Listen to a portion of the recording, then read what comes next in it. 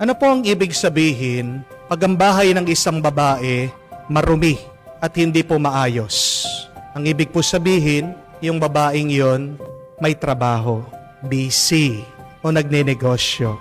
Yun po yung dahilan bakit hindi niya maayos o malinis yung kanyang tahanan. Amen? Ano naman pong ibig sabihin pag maayos ang bahay ng isang babae, pag malinis ang kanyang tahanan? Ang ibig sabihin, wala pong trabaho yung babae o baka retired na siya. Marami po siyang oras at panahon para maglinis, para isaayos ang kanilang bahay. Amen?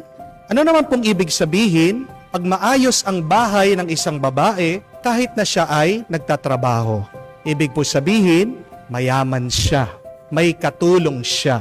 At yung katulong niya o yung maid niya o kasambahay niya, siya po yung nag-aayos, naglilinis ng kanilang tahanan. Amen? Ano naman pong ibig sabihin pag magulo, madumi ang bahay ng isang babae na wala naman pong trabaho, na wala naman pong ginagawa? Ano po sa tingin niyo? Ang ibig sabihin, yung babaeng yon, chismosa, marites. Di po ba? Bakit magulo? Bakit madumi yung bahay niya? Bakit hindi nakakapaglinis? Kasi palagi nandun sa daan, nakikipagkwentuhan, naninira ng ibang tao. Makikita niyo po, mga kapatid, sumusunod ang kapaligiran natin sa ugali ng tao.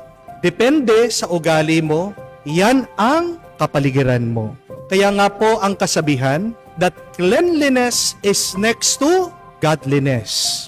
Ang kabanalan, ang ugali ng banal ay malinis at maayos. Mababasa po natin yan sa libro ng Henesis. Nung ginawa ng Diyos ang lahat, ang sansinukob, ang mundo, inayos niya, inareglo niya, nilagay niya sa lugar ang bawat isa, halaman, tubig, lupa, hayop, tao.